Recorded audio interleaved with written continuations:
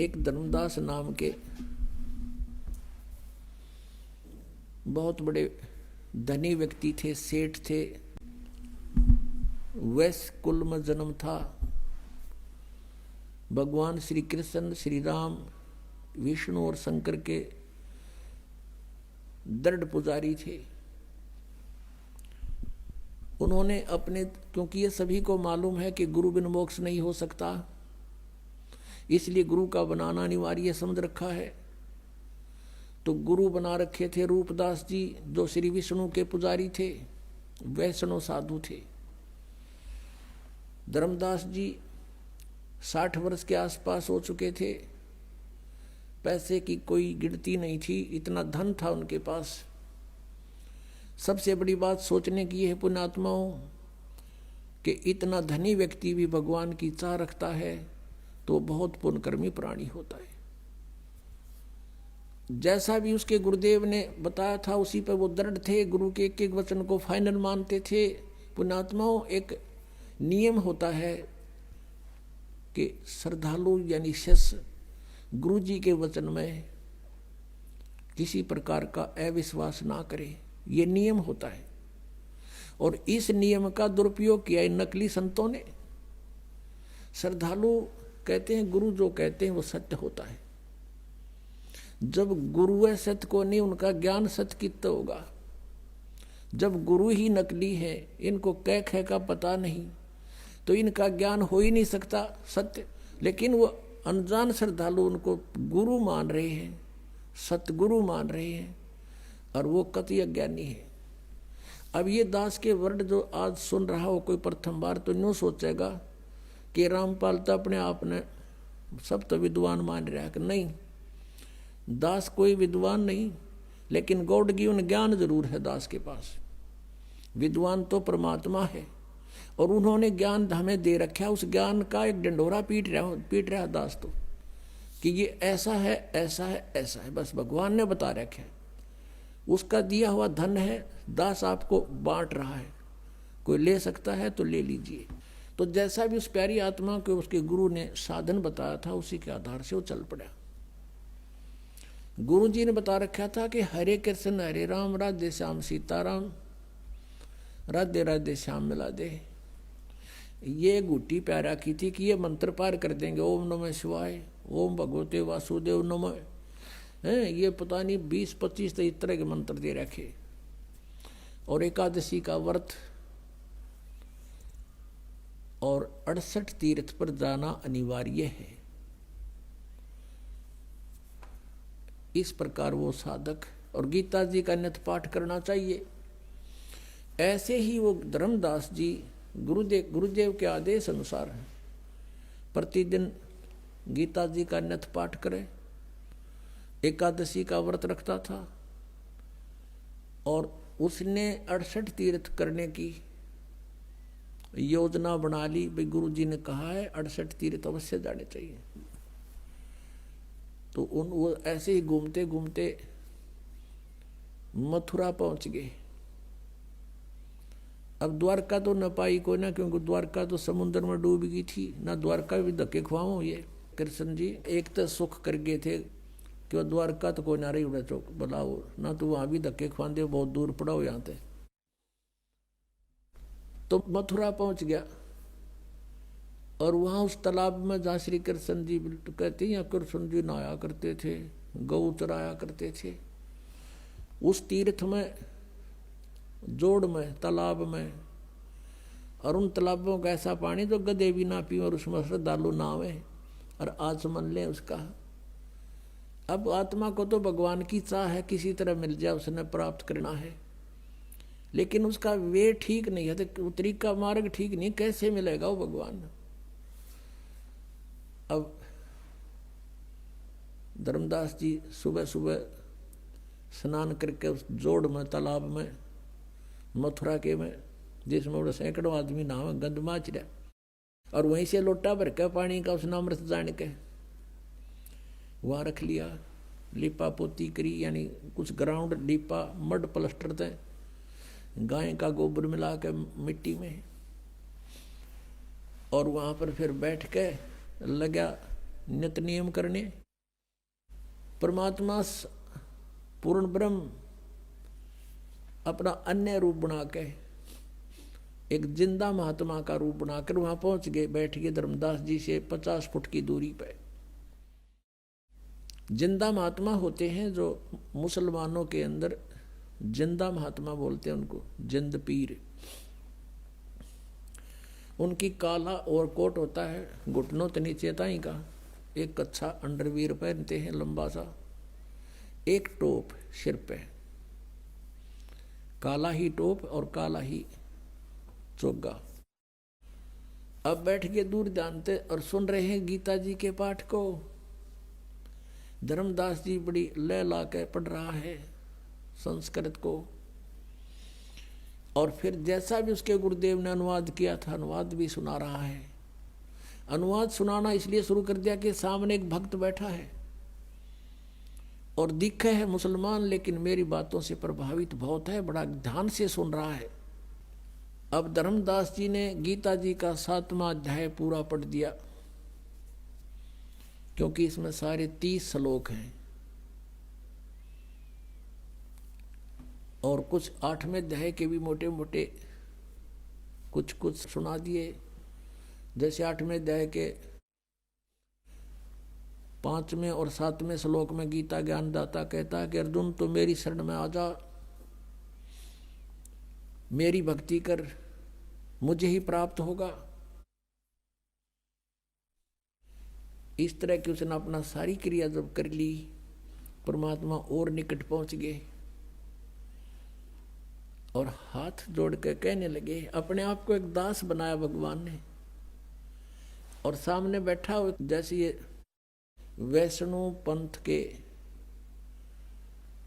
जो उपदेशी होते हैं, एक कंठी रखते हैं गले में, एक तुलसी के मणिये की एक माला और तिलक माथे पे, और एक धोती कुर्ता सा बस वैसे लपेट लेते हैं कपड़ा सा, ऐसी वेशभूषा बना रखी। वो सन्यासी वैराग ले लिया उसने, यानी अपने गुरुदेव जी से एक साधु का रूप बनवा लिया, क्योंकि 60 साल का से भी ऊपर उम्र हो गई थी। एक लड़का था वो अपना कारोबार संभाल रहा था, तो वो अपना भक्ति मार्ग पर चल पड़ा था। भगवान ने, परमेश्वर ने करबद्ध होकर कहा कि हे वैष्णव साधु, हे महात्मा जी, मैं सब जगह भटक लिया, मेरी शंका का समाधान नहीं हुआ। अब धर्मदास जी फूल गया। अकबोल भक्त, क्या समस्या है तेरी? कि मुझे एक प्रश्न का उत्तर नहीं आया, किसी ने नहीं बताया। क्या? कि कौन ब्रह्मा का पिता है, कौन विष्णु की माँ, और शंकर का दादा कौन है, हमको दे बता। धर्मदास जी हंसे पहले तो कि वाह भाई वाह, आपको हमारे हिंदू सदग्रंथों का पता नहीं, इसलिए आप ऐसा बोल रहे हैं। भक्त, ये तो अजरो अमर हैं, इनके कोई माता पिता नहीं है, ये तो सर्वेश्वर हैं, ब्रह्मा विष्णु जी शिव जी, ये तो बड़े समर्थ शक्ति हैं, अजन्मा है, इनका कोई माता पिता। परमेश्वर ने कहा कि आप अपने सदग्रंथों से परिचित नहीं हैं महात्मा जी। श्री देवी भागवत में पढ़कर देखो, तीसरे स्कंद में, इनकी जन्म मृत्यु होती है, ये अविनाशी नहीं है। अब उस समय ये संस्कृत में थे सारे, तो वो उसने एक ब्राह्मण से पूछा कि ब्राह्मण इसमें कहीं लिखा है? तो ब्राह्मण ने कहा, पढ़कर सुना तीसरे स्कंद में। ब्राह्मण पढ़ता पढ़ता एकदम चुप हो गया, कहने लगा, भाई लिखा था, पर ये तो वैसे लिख दिया होगा। अब धर्मदास के वह बात खटकता गई, वे वैसे गीता इन कैसे पुराणों वैसे कैसे लिख दिया। फिर परमात्मा ने कहा कि बात सुनो, आप 7वें अध्याय को पढ़ रहे हो, 7वें अध्याय में इस गीता जी के पढ़ने से क्या लाभ होगा आपको? यदि मैं भी पढ़ने लगूं, आपका अनुयायी बनूं, तो इस गीता जी के नित पाठ से क्या लाभ होगा, ये बताओ मुझे। धर्मदास जी ने कहा कि इससे ये मोक्ष होता है। एक राजा ने पढ़ी थी, उसको संतान होगी, एक ने ऐसा पढ़ा था, उसको ऐसे हो गया। परमात्मा ने प्रसन्न किया कि किसी एक किसान का पुत्र था, एक किसान था, उसके वृद्ध अवस्था में एक पुत्र प्राप्त हुआ इकलौता। अब किसान ने सोचा कि मेरी मृत्यु के बाद कहीं ये पुत्र मेरे व्यवसाय से अपरिचित ना रह जावे, मैं ये युवा होगा तब तक मेरी मृत्यु हो जाएगी। उसने अपना सारा अनुभव एक बही में लिख दिया पैड पे, और कहा बेटा जब तू सियाना हो जा, बड़ा हो जा, खेती करने लगे, तो मेरे इस लेख को अवश्य पढ़ना।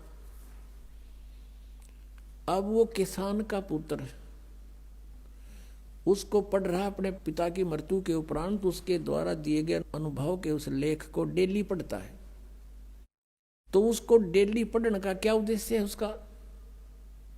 परमात्मा कहते हैं उसका उद्देश्य यही होगा ना कि उस जैसे पिताजी ने कहा वैसे बीज बोए, वही कणक बीज है, उसका उसी तरह उसी सीजन में उसकी बिजाई करे और उसी तरह समय समय पर उसमें सिंचाई करे। कहा जी हाँ बिल्कुल ऐसा ही है, और उसका फायदा क्या लिखने का।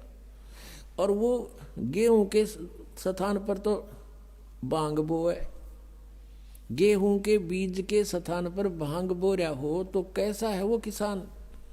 अगो तो मूर्ख है, मूर्ख है तो वही बोनी तो लिख रखा है, लिखा हुआ उसमें। तो भगत जी जो आपकी गीता जी में लिखा है, आप वही बीज बोगे, वही शास्त्र अनुकूल साधना करोगे, वही नाम जाप करोगे तो लाभ होगा। बीज भक्ति का नाम है, और बाकी जो धार्मिक क्रिया है ये खाद और पानी सिंचाई है। तुमने बीज ही गलत बो रखा है। गीता जी में कहीं पर है हरे राम हरे कृष्ण, कृष्ण कृष्ण हरे हरे, सीताराम राधे श्याम, राधे राधे श्याम मिला दे, ओम नमः शिवाय, ओम भागवते वासुदेव नमः, है तेरी गीता जी में कहीं लिखा? नहीं, फिर तू इन रट्टा लाने लग गया तो उस किसान के मूर्ख पुत्र से कम है। अरे जो गीता में लिखा वैसे ही करोगे तो लाभ होगा। इसमें एकादशी का व्रत लिखा कहीं? छठे अध्याय के 16वें श्लोक में मना किया है कि अर्जुन ये योग यानी साधना भक्ति ना तो अधिक खाने वाले की और ना बिल्कुल ना खाने वाले की कभी सफल नहीं होगी। बिल्कुल ना खाना व्रत रखना एकादशी का, सारा दिन भूखे मरते हो तुम। अब गीता पढ़ता उसने रखी थी, गोट रखी थी धर्मदास जी ने, परमात्मा की एक एक बात छाती में लाग गई थी। अरे तू गीता जी को सिरोधार्य मानता है, भगवान के आदेश विरुद्ध तू साधना कर रहा है। 16वें अध्याय के 23वें श्लोक में लिखा है शास्त्र विधि को त्याग कर जो मनमाना आचरण करते हैं उनकी ना गति होती, ना उनको कोई सिद्धि प्राप्त होती, ना उनको कोई सुख होता, यूजलेस। अब यो मन बड़ा शैतान है, यो जल्दी से हार नहीं मानता। अब सारी समझ रहा है, सुन रहा है और हृदय में जा रही है। अब क्या हुआ? क्योंकि काल को पता लग गया कि तेरा एक आदमी जाओगा, काल फंस गया ही तो इसके, वो अंदर से प्रेरणा कर दी कि तू, उसने मन में आई कि ये मुसलमान है और ये वैसे बकवास कर रहा है। सभी तो राम नाम ऐसा ही जप रहे हैं, सभी तो इन नामों का जाप करें पूरे हिंदू समाज में। तो उसने क्या कहा धर्मदास ने परमात्मा को कि जिंदा तेरी बात मैंने बहुत कड़वी लगे और तू महात्मा है ना, मैं तेरे साथ लड़ पड़ता तो साधु वेश में है। आगे से ऐसी बात मत करना, हमारे भगवानों के हमारे मंत्रों के बारे में फालतू मत बोलना। परमात्मा उसी समय जान गए काल आ गए, इसमें अंतर ध्यान हो गए, भगवान वहां से अदृश्य हो गए। अब सामने आदमी बतलावे, अरे एकदम ओझल हो जाए तो कलजा पाट जा। और कुछ लाला जी था, सामने से भगवान एकदम अदृश्य हो गए। उसी समय उसका तो धक्का सा लगा और उसने सोचा देख सारी सच्ची बात बतावे थे, सब सत्य सत्य बोल रहे थे, मेरे भाग फूट गए। ये तो कोई फरिश्ता था, कोई भगवान का भेजा हुआ दूत था, मैंने बड़ी गलती करी और सब बातें सही कह रहा था। अब परमात्मा ने यहां भी बताया था कि जिस तालाब में तू नहा का आया है, इसमें पता नहीं कितने जीव मार दिए तने। अब धर्मदास को जो मालिक ने बताई थी, तू पूजा पढ़े गीता ने, और गीता जी के 8वें अध्याय के 13वें श्लोक में पढ़ ले कि ओम इति एकाक्षरम ब्रह्म विवरण माम अनुसमरण ये प्रयाति तजन देहम सयाति परमाम गतिम। मुझ ब्रह्म का केवल एक ओम अक्षर है, नथिंग एल्स। और जो इसका उच्चारण करके सिमरण करता हुआ शरीर छोड़कर जाता है, सयाति परमाम गतिम, वो परम गति को प्राप्त होता जो ओम से मिलने वाली परम गति है। और तुम जपो हरे राम हरे कृष्ण राधे श्याम सीताराम राधे राधे। कोई बात हुई? अब एक किसी ने प्रश्न किया कृष्ण के पुजारी था कि आपका इष्ट देव कौन है? स्वरूप तन्यों का राधे, और फिर ने होगा श्री कृष्ण जी मेरा इष्ट है। अरे राधे होया कृष्ण जी तेरा इष्ट होया? कमाल की बात कर रहे हैं, बिना अकल की बात। अब राधे श्री कृष्ण जी की वो थी प्रेमिका, और कोई मित्र उससे पहले उसकी प्रेमिका का नाम लेता जूत तोड़े न बाजेगा उनका, यारी तोड़े टूट लेगी उनकी। यानी वो कृष्ण जी की पूजा कर राधे श्रद्धा कर रहे। थारा गजब हो, ये थारा सिर पैर है कोई? तो वो भी न्याय कह था, धर्मदास भी जो परमात्मा ने उसको यही सुनाया था, समझाया था, तो उसका सारी बात जचगी के सत्य है। अब उसने सुबह वह क्रिया ना हुई उस भगत जी में जो प्रतिदिन क्रिया करता, और नो सोचा ही भगवान वो एक बार फिर आवे। अंदर से सारी रात नो तड़पता रहा, एक बार वो भगवान है परमात्मा वो कौन था नो तो मैं नहीं जान सकता, एक बार फिर आ जा। मैं कति कोई विवाद नहीं करूं, विनम्रता से सारी बातें पूछूंगा। ऐसे सारी रात करवट बदल कर काट दी। सुबह कोनी पूजा हुई ना, उस जोड़ में नहाने दिल करा तालाब में मथुराले में। रोटी बनाने लग गया, वक्ते उठ के वक्त से खाना बनाने लग गया, लकड़ बाल के। जैसे जंगल से लकड़ी शाम ने तोड़ के ले आया था, चूल्हा बनाया ईंटों का कच्चा पक्का, उसमें एक मोटी लकड़ी लगा दी, साथ में सहयोगी लकड़ियां लगा के अग्नि जला दी, खाना बनाने लग गया। सब्जी बनाई, रोटी बनाई, और वो लकड़ियां जलती जलती निकट आ गई। मोटी लकड़ी लंबी थी 2-3 फुट की, वो जलती जलती निकट आ गया। एंड उसका सामने आ गया धर्मदास जी को आखिरी सिरा दिखाई देने लग गया उस मोटी लकड़ी का। वो बीच में थोथी थी, ओलो थी उसमें, जैसे लकड़ियों में सुराख सा होता है, और थोड़ी थोड़ी सी गिल्ली थी। अब उधर से सूर्य उदय होने वाला हो गया। अब क्या देखता है धर्मदास के उस लकड़ी के अंदर जो वो थोथी थी, सुराख था थोड़ा थोड़ा अंदर, उसमें से चींटियां बाहर निकलने का प्रयत्न कर रही हैं। उनके मुख में अंडे हैं और बाहर निकलने की चेष्टा करती हैं। तो उस लकड़ी के एंड में, अंत में एक तरल सा पदार्थ उबल रहा है, जल लकड़ी गर्म होने से उबल रहा है बाहर के हिस्से पर। आगे जाती हैं तो अग्नि जल रही है उस लकड़ी में, वो बाहर भाग रही है तो वहां उसके ऊपर गिर के उस तरल पर चटक मटक हो रही है, जल रही है। अब धर्मदास जी के हाथ पैर फूल गए। उसने तुरंत उस लकड़ी को बुझा दिया, पानी डाल दिया, सारी अग्नि बुझा दी। जितनी भोजन बन गया था बनाया, बाकी नहीं बनाया। अब उसने सोचा है भगवान, आज तो ना जाने कितने जीव जल गए इसके अंदर, इतनी लंबी लकड़ी थी ये तो, और अब तो ये इतनी शेष रहती है, और इसमें सारी में चींटियां भरी थी, ये जल गए, इनके बच्चे भी जल गए। इस पाप के भोजन को आज मैं नहीं खाऊंगा, इसको किसी साधु संत को खिला दूंगा, मैं आज निराहार रहूंगा। ऐसा विचार करके वो सारा भोजन उठाया और चल पड़ा साधु संत की तलाश में। हम साधु संत किसको मानते हैं? जिसने या तो बड़ी बड़ी दाढ़ी रखा रखी हो, ऊपर जटा बढ़ा रखी हो, कति एक बस लंगोट बांध रहा हो और बैठा हो नगन, या कति लाल कपड़े हो, गेरुआ कपड़े हो, या मूंड मुंडा रखा हो, कोई माला पैर रखी हो, ऐसे को हम संत मानते थे। परमात्मा ने जैसा दृष्टिकोण उसने मान रखा था ऐसा साधु मिला, उसा रूप बना लिया। एक हिंदू संत का रूप बना के एक पेड़ के नीचे बैठ गए। धर्मदास जी की दृष्टि पड़ी, सोचा कि वो महात्मा भी निकट ही मिल गए।